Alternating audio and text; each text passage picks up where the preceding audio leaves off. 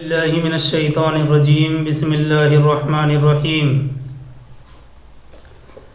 انما التوبۃ علی اللہ للذین یعملون السوء بجہالۃ ثم یتوبون من قریب فاولئک یتوب اللہ علیہم وکان اللہ علیما حکیما ولیست التوبۃ للذین یعملون السیئات حتى إذا حضر أحدهم الموت قال إني تبت الآن ولا الذين يموتون وهم كفار أولئك أعتدنا لهم عذابا أليما۔ یہ سورہ نساء آیت نمبر 17 اور آیت نمبر 18 ہیں۔ سب سے پہلے آیت نمبر 17 انما التوبۃ علی اللہ للذین یعملون السوء بجہالۃ، ترجمہ اس کا یہ ہے اللہ کے ذمے ہے توبہ قبول کرنا ایسے لوگوں کی جو کوئی بری حرکت کر بیٹھے ہیں جہالت اور نادانی میں، ثم یتوبون من قریب، پھر جلد ہی توبہ کر لیتے ہیں، فاولئک یتوب اللہ علیہم، تو یہی ہیں جن کی اللہ توبہ قبول فرمائے گا، وکان اللہ علیما حکیما، اور اللہ تعالی باخبر اور حکیم اور دانا ہے۔ اس سے پچھلی آیتوں میں جو حکم بیان کیا گیا تھا وہ منسوخ ہو چکا تھا اور اس کی تلاوت باقی ہے،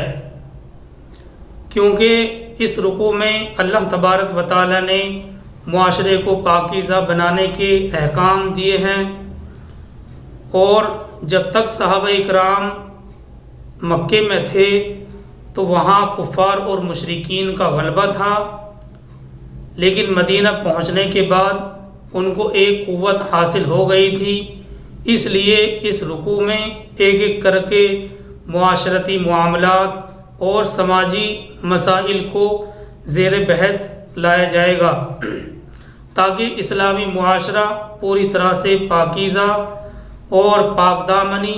عزت اور عصمت کو حاصل کر سکے، اور اسلام میں یہ چیزیں پاکیزگی، عزت اور عصمت بنیادی حیثیت رکھتی ہیں۔ تو یہ حکم جو ابھی آپ کے سامنے ہے آیت نمبر 17 کے اندر اللہ تعالیٰ فرماتے ہیں انما التوبۃ علی اللہ للذین یعملون السوء بجہالۃ، اللہ تعالیٰ کے ذمے ہے توبہ قبول کرنا ایسے لوگوں کی جو بری حرکت کر بیٹھتے ہیں جہالت اور نادانی میں، ثم یتوبون من قریب، پھر جلد ہی توبہ کر لیتے ہیں، فاولئک یتوب اللہ علیہم، تو یہی ہیں جن کی اللہ تعالیٰ قبول فرمائے گا توبہ کو، اور اللہ تعالیٰ حکمت باخبر ہے، حکیم اور دانا ہے۔ اس آیت کا مطلب یہ ہے کہ ایک صاحب ایمان پر جو ایمان والا ہے، کبھی ایسا وقت بھی آ سکتا ہے کہ باہر کے اثرات اتنے شدید ہو جائیں یا نفس کے اندر کی خواہشات کا ہیجان اسے جذبات سے مغلوب کر دے اور وہ کوئی ایسا گناہ کا کام کر بیٹھے جو اس کے لیے جائز نہیں تھا، لیکن اس کے بعد اسے جیسے ہی ہوش آئے گا اس پر شدید ندامت طاری ہو جائے گی اور وہ اللہ کے سامنے توبہ کرے گا۔ ایسے شخص کے بارے میں اس آیت میں کہا جا رہا ہے کہ اس کی توبہ قبول کرنا اللہ کے ذمے لازم ہے، یعنی اگر ایسا شخص توبہ اور استغفار کرے گا تو اللہ نے اس کی توبہ اور استغفار کو قبول کرنا گویا کہ اپنے ذمے لے لیا ہے۔ تو یہ آیت بڑی اہمیت کی حامل ہے، کیونکہ انسان ہی ہے جس سے خطا اور نسیان ہو جاتا ہے، گناہ ہو جاتا ہے۔ انسان تو انسان ہے، فرشتہ تو ہو نہیں سکتا، اس لیے اس کے خمیر اور مادے میں ہے گناہ، تو جب گناہ ہو جائے تو اس کے لیے اللہ نے یہ صورتیں رکھی ہیں کہ اگر کوئی گناہ میں مبتلا ہو جائے اور اس کو ندامت اور شرمندگی ہو اور اللہ کی بارگاہ میں سچی توبہ کرے اور آئندہ نہ کرنے کا پختہ عزم کرے تو اللہ تبارک و تعالیٰ کے ذمے ہے کہ ایسے شخص کی توبہ کو قبول فرما لے۔ آگے چلتے ہیں آیت نمبر 18 کی طرف، وہ بھی اسی سے متعلق ہے۔ اللہ تعالیٰ فرماتے ہیں وَلَيْسَتِ التَّوْبَةُ لِلَّذِينَ يَعْمَلُونَ السَّيِّئَاتِ حَتَّى إِذَا حَضَرَ أَحَدَهُمُ الْمَوْتُ قَالَ إِنِّي تُبْتُ الْآنَ وَلَا الَّذِينَ يَمُوتُونَ وَهُمْ كُفَّارٌ أُولَئِكَ أَعْتَدْنَا لَهُمْ عَذَابًا أَلِيمًا۔ اللہ تعالیٰ فرماتے ہیں، آیت نمبر 18 کا ترجمہ ہے، اور ایسے لوگوں کو کوئی حق نہیں ہے توبہ کا جو برے کام کرتے چلے جاتے ہیں، اور ایسے لوگوں کو کوئی حق نہیں ہے توبہ کا جو برے کام کیے چلے جاتے ہیں، یعنی مسلسل حرام خوریاں کرتے ہیں اور زندگی بھر عیش اڑاتے ہیں۔ اللہ تعالیٰ آگے فرماتے ہیں حتیٰ اذا حضر احدہم الموت، یہاں تک کہ جب ان میں سے کسی کی موت کا وقت آ جاتا ہے تو اس وقت وہ کہتا ہے اب میں توبہ کرتا ہوں۔ وَلَلَّذِينَ يَمُوتُونَ وَهُمْ كُفَّارٌ، اور نہ ہی ان لوگوں کی توبہ ہے جو کفر کی حالت میں مر جاتے ہیں، یعنی ایسے لوگوں کی توبہ کا کوئی سوال ہی پیدا نہیں ہوتا، بلکہ اولئک اعتدنا لہم عذابا علیما، ایسے لوگوں کے لیے تو ہم نے دردناک عذاب تیار کر رکھا ہے۔ یعنی ایسے لوگ جو گناہ پر گناہ کرتے چلے جاتے ہیں اور کبھی توبہ کا خیال ان کے سامنے سے گزرتا ہی نہیں ہے، جب ان کو موت آ گئی، موت کا وقت آ گیا، جب انہوں نے سوچ لیا کہ اب تو جانا ہی ہے اور فرشتے اور آخرت کا احوال ان کے سامنے آ ہی گیا، تو اب توبہ کا کوئی اعتبار نہیں ہے، ایسے لوگوں کی اللہ توبہ قبول نہیں فرماتے ہیں، اور نہ ہی ایسے لوگوں کی توبہ قبول فرماتے ہیں جو کفر کی حالت میں مر جاتے ہیں، ان کی توبہ کا کوئی سوال ہی پیدا نہیں ہوتا ہے، بلکہ اللہ تبارک و تعالیٰ نے ان کے لیے دردناک عذاب تیار کر رکھا ہے۔ اس آیت کے تحت جب ہم معرف القرآن دیکھتے ہیں تو ہمیں معلوم ہوتا ہے کہ معرف القرآن نے اس جگہ ایک سرخی قائم کی ہے اور اس کے تحت ذکر کیا ہے کہ یہاں یہ بات غور کرنے کے قابل ہے کہ اس جگہ آیت میں لفظ بجہالتن کا لفظ استعمال کیا ہے، اس آیت میں لفظ بجہالتن استعمال کیا گیا ہے۔ اس لفظ سے بظاہر ایسا معلوم ہوتا ہے کہ انجانے میں اور نادانی میں کوئی گناہ کیا گیا تو اس کی توبہ قبول ہوگی، جان بوجھ کر کیا گیا تو اس کی توبہ قبول نہیں ہوگی۔ آیت میں غور کرنے سے معلوم ہوتا ہے کہ اس جگہ لفظ بجہالتن استعمال کیا گیا ہے، اور اس لفظ سے ظاہری طور پر ایسا معلوم ہوتا ہے کہ انجانے اور نادانی میں کوئی گناہ کیا جائے تو اس کی توبہ قبول کی جائے گی، اور جان بوجھ کر اگر کوئی گناہ کیا جائے تو اس کی توبہ قبول نہیں ہوگی۔ لیکن تو یہ تو ظاہری الفاظ سے سمجھ میں آ رہا ہے، لیکن صحابہ اکرام نے جو اس کی تفسیر بیان کی ہے وہ یہ ہے کہ جہالتن سے اس جگہ یہ مراد نہیں ہے کہ اس کو گناہ ہونے کی خبر نہ ہو، بلکہ اس جگہ جہالتن سے مراد یہ ہے کہ اس کو گناہ کے برے انجام اور آخرت کے عذاب سے غفلت نے اس کو گناہ کرنے پر آمادہ کر دیا ہو، اگرچہ وہ گناہ کو گناہ جانتا ہو اور اس کا قصد اور ارادہ بھی گناہ کرنے کا ہو، لیکن کیونکہ گناہ کے برے انجام اور آخرت کے عذاب سے غفلت نے اس کو گناہ پر آمادہ کر دیا، اس لیے وہ گناہ کر بیٹھا۔ تو آیت کے ظاہری الفاظ سے تو معلوم ہوتا ہے کہ انہی لوگوں کی توبہ قبول کی جاتی ہے جو نادانی میں انجانے میں گناہ کر بیٹھتے ہیں، لیکن اس جگہ یہ مراد نہیں ہے، بلکہ اس جگہ مراد یہ ہے کہ وہ گناہ کے برے انجام اور آخرت کے عذاب سے کیونکہ غفلت میں تھا، اس لیے اس غفلت نے اس کو برائی پر آمادہ کر دیا، اور حالانکہ وہ گناہ کو گناہ جانتا ہو اور اس کا ارادہ بھی گناہ کرنے کا ہو۔ دوسرے الفاظ، صاف الفاظ میں اور آسان الفاظ میں ہم یہ بھی کہہ سکتے ہیں کہ اس جگہ جہالت سے مراد جہالت کا لفظ حماقت اور بے وقوفی کے معنی میں ہے۔ دوسرے الفاظ میں ہم یہ بھی کہہ سکتے ہیں کہ اس جگہ جہالت کا لفظ حماقت اور بے وقوفی کے معنی میں ہے، جیسا کہ اس کی مثال سورہ یوسف میں ملتی ہے۔ اللہ تعالیٰ فرماتے ہیں، سورہ یوسف کی آیت ہے، هل علمتم ما فعلتم بیوسف واخیہ اذ انتم جاہلون۔ اس آیت کریمہ میں یوسف علیہ السلام کے بھائیوں کو جاہل کہا گیا ہے، حالانکہ انہوں نے جو کام کیا تھا وہ کسی خطا اور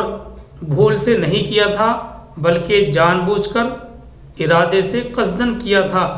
مگر اس فعل کے انجام سے غفلت کی وجہ سے ان کو جاہل کہا گیا ہے۔ ابو العالیہ اور قتادہ نے نقل کیا ہے کہ صحابہ اکرام اس بات پر متفق تھے۔ وہ بات کیا ہے؟ کل ذنب اصابہ عبد فہو جہالۃ عبدا کان او غیرہ، کان او غیرہ۔ صحابہ اکرام کا اس بات پر اتفاق تھا۔ وہ بات کیا ہے؟ کل ذنب اصابہ عبد فہو جہالۃ عبدا کان او غیرہ، یعنی بندہ جو گناہ کرتا ہے چاہے ارادے سے ہو یا بغیر ارادے سے ہو، دونوں صورتوں میں جہالت کی وجہ سے ہوتا ہے۔ اور تفسیر کے امام مجاہد کہتے ہیں، کل عامل بمعصیت اللہ فہو جاہل حین عملہا،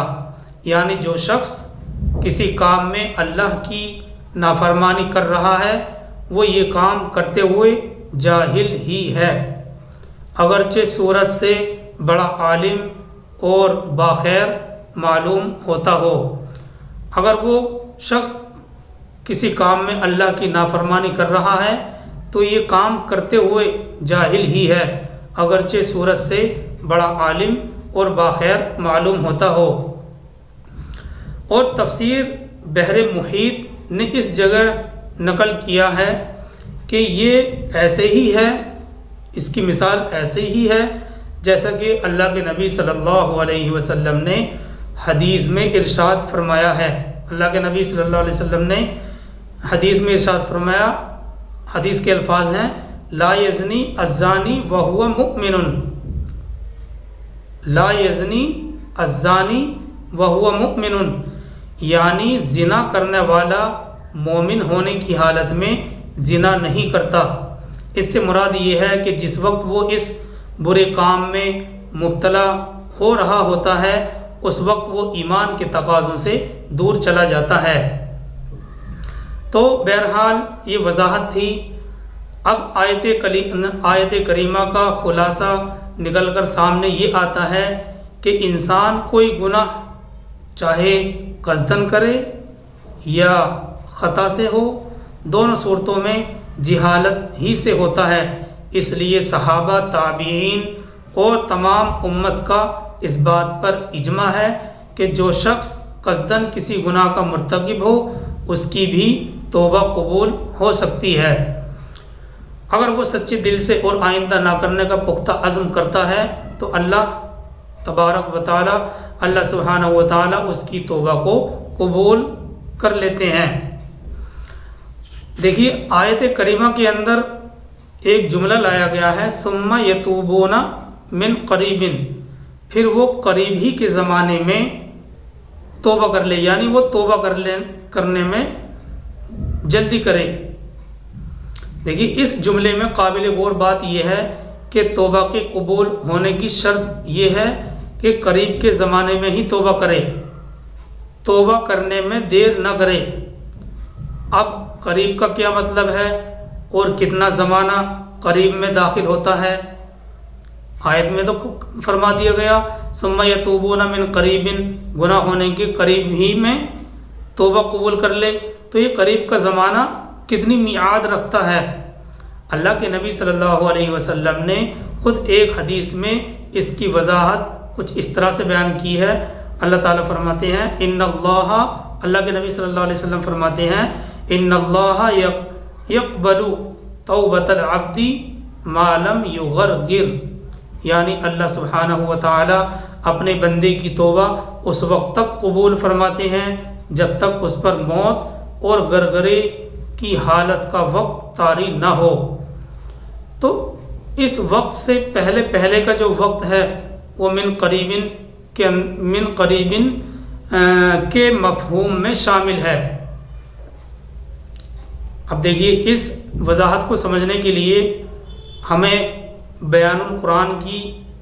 اس وضاحت کو سمجھنا پڑے گا۔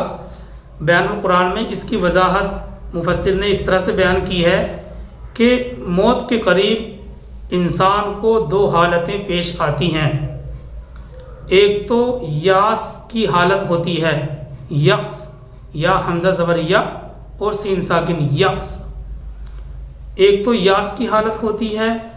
یعنی یاس کا مطلب ہوتا ہے نا امیدی، جب انسان ہر دوا اور تدبیر سے عاجز ہو جائے اور وہ یہ سمجھ لے کہ اب موت آنی ہے، اس حالت کو حالت یاس کہتے ہیں۔ یا حمزہ یا الف اور اس کے اوپر جزم، الف کے اوپر جب جزم ہوتا ہے تو وہ حمزہ بن جاتا ہے، پھر اس پر جھٹکا لگتا ہے ہلکا سا، یأس۔ تو اس حالت کو جب انسان نا امید ہو جاتا ہے، ہر دوا اور تدبیر سے عاجز ہو جاتا ہے اور وہ یہ سمجھ لیتا ہے کہ اب موت آنی ہے، ایسی حالت کو یاس کہتے ہیں۔ یاس کا مطلب ہوتا ہے نا امیدی، یعنی زندگی سے امید وہ ہار چکا ہے۔ دوسری حالت اس کے بعد کی ہے، جب کہ فرشتوں کے روح نکالنے کا وقت شروع ہوتا ہے اور گرگرے کا وقت آ جائے، اس حالت کو عربی کے اندر باس کہتے ہیں۔ باس، با الف، با حمزہ زبر با اور سین ساکن، باس، جیسے یا حمزہ زبر یا تھا نا یاس، ایسے ہی اس کی جگہ صرف با ہے۔ پہلی حالت میں توبہ قبول ہوتی ہے اور دوسری حالت میں باس کی صورت میں توبہ قبول نہیں،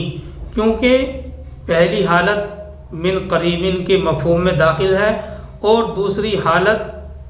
من قریبن کے مفہوم میں داخل نہیں ہے، کیونکہ اس وقت فرشتے اور عالم آخرت کی چیزیں انسان کے سامنے کر دی جاتی ہیں۔ اللہ تبارک و تعالی، اچھا یہ بات تو یہ ہوئی، اللہ تعالیٰ کا توبہ اپنے ذمے لینے کا کیا مطلب ہے؟ اللہ تبارک و تعالیٰ کا توبہ کو اپنے ذمے لینے کا مطلب یہ ہے کہ اللہ تعالیٰ نے اس بات کا وعدہ فرمایا ہے جس کا پورا ہونا یقینی بات ہے، ورنہ اللہ تعالیٰ کے ذمے کوئی فرض یا کسی کا حق لازم نہیں ہوتا ہے، صرف ایک وعدہ کیا ہے اور اللہ تبارک و تعالیٰ جو کوئی وعدہ کرتے ہیں اس کو سچا کر دکھاتے ہیں۔ ان دونوں آیتوں میں سے پہلی آیت میں ان لوگوں کا ذکر تھا، یعنی آیت نمبر 17 کے اندر ان لوگوں کا ذکر تھا جن کی توبہ اللہ کے نزدیک قبول ہو جاتی ہے، اور دوسری آیت یعنی آیت نمبر 18 میں ان لوگوں کی توبہ کا بیان ہے جو قابل قبول نہیں، یعنی اللہ کی بارگاہ میں ان لوگوں کی توبہ قبول نہیں ہوتی ہے۔ تو یہ ان دونوں آیتوں کی لفظی تفسیر تھی جو الفاظ سے سمجھ میں آتی ہے۔ ان دونوں آیتوں کی لفظی تفسیر کے بعد ضروری بات اب یہ رہ جاتی ہے کہ توبہ کی تعریف کیا ہے اور توبہ کی حقیقت کیا ہے اور اسلام میں توبہ کا کیا درجہ ہے۔ تفسیر احیاء العلوم میں ہے کہ گناہوں پر قدم اٹھ جانے کے 3 درجے ہوتے ہیں۔ گناہوں پر قدم اٹھ جانے کے 3 درجے ہوتے ہیں۔ پہلا یہ کہ کسی گناہ کا کبھی ارتکاب ہی نہ ہو، یہ فرشتوں کی صفت ہے۔ پہلا درجہ یہ ہے کہ زندگی بھر کبھی بھی کسی گناہ کا ارتکاب ہی نہ ہو، یہ فرشتوں کی صفت ہے۔ دوسرا درجہ یہ ہے گناہ پر قدم اٹھ جانے کا، اور پھر اس کے گناہ پر قدم اٹھ جائے اور پھر اس پر اصرار جاری رہے، کبھی اس پر ندامت اور شرمندگی نہ ہو اور اس کو چھوڑنے کا دل کے اندر خیال پیدا نہ ہو، یہ درجہ شیطان کا ہوتا ہے۔ تیسرا درجہ انسان کا ہے کہ گناہ سرزد ہو جائے تو فوراً اس پر ندامت ہو اور آئندہ نہ کرنے کا اور آئندہ اس کو چھوڑنے کا پورا عزم ہو۔ اس دوسرے درجے سے معلوم ہوتا ہے کہ گناہ سرزد ہو جانے کے بعد توبہ نہ کرنا یہ خالص شیطان کا کام ہے۔ اس لیے امت مسلمہ کا اس بات پر اجماع ہے، اس بات پر متفق ہے کہ توبہ کرنا فرض ہے۔ ابن ماجہ کی حدیث میں ہے، سرکار دو عالم صلی اللہ علیہ وسلم نے ارشاد فرمایا، التائب حبیب اللہ والتائب من الذنب کمن لا ذنب لہ۔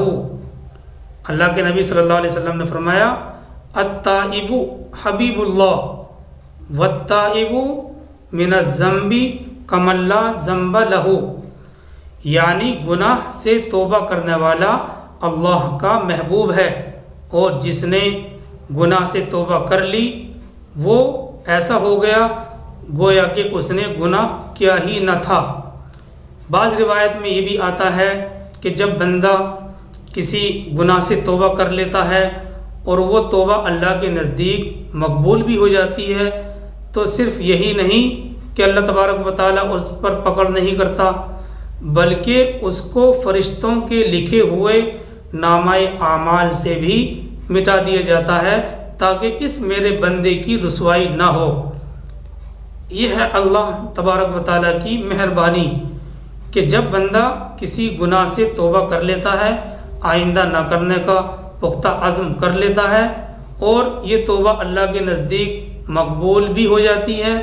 تو صرف یہی نہیں کہ آخرت میں اللہ اس کی پکڑ نہیں کرے گا، بلکہ اس کو فرشتوں کے لکھے ہوئے نامہ اعمال سے بھی مٹا دیا جاتا ہے تاکہ میرے اس بندے کی رسوائی نہ ہو۔ بہرحال اس کی اور بھی زیادہ وضاحت ہے، تفصیل میں نہ جاتے ہوئے ہمیں اس وضاحت سے یہ معلوم ہوا کہ جب کسی انسان نے اس تفصیل کے مطابق توبہ کر لی، گناہ کرنے کے باوجود وہ اللہ کا محبوب بن جاتا ہے، اور پھر اگر بشریت کے تقاضے کی بنا پر اس سے گناہ کا ارتکاب ہو جائے تو پھر نئے سرے سے توبہ کی تجدید کرے، آئندہ نہ کرنے کا پختہ عزم کرے، اور اللہ کی بارگاہ سے ہر دفعہ توبہ قبول ہونے کی امید رکھے۔ یہی مطلب ہے سورہ نساء آیت نمبر 17 اور 18 کا۔ اللہ تعالیٰ فرماتے ہیں، انما التوبۃ علی اللہ للذین یعملون السوء بجہالۃ، اللہ نے ذمے لے لیا ہے توبہ قبول کرنا ایسے لوگوں کی جو کوئی بری حرکت کر بیٹھتے ہیں جہالت اور نادانی میں، ثم یتوبون من قریب، پھر جلد ہی توبہ کر لیتے ہیں، فاولئک یتوب اللہ علیہم، تو یہی لوگ ہیں جن کی توبہ اللہ تبارک و تعالیٰ قبول فرمائیں گے، اور اللہ تعالیٰ باخبر ہے اور حکیم اور دانا ہے۔ اللہ تعالیٰ ہم سب کو عمل کرنے کی توفیق عطا فرمائے۔ سبحان اللہ و بحمدہ، سبحانک اللہم و بحمدک، ونشہد ان لا الہ الا انت ونستغفرک ونتوب الیک۔ سبحان ربک رب العزۃ عما یصفون وسلام علی المرسلین والحمد للہ رب العالمین۔ الحمدللہ، جزاک اللہ خیر صاحب، جزانا و جزاکم۔ بہت ہی واضح تھا، پھر بھی کسی کا کوئی سوال ہو تو پوچھ سکتے ہیں کوئی بھائی۔ حافظ صاحب یہ پوچھنا تھا